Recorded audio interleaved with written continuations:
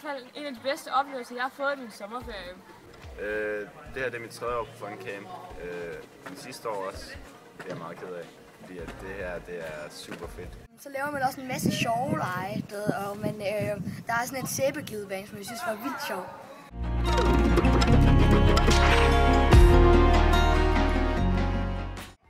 Fun Camp, det er det bedste camp, fordi du kan blive ven med alle slags.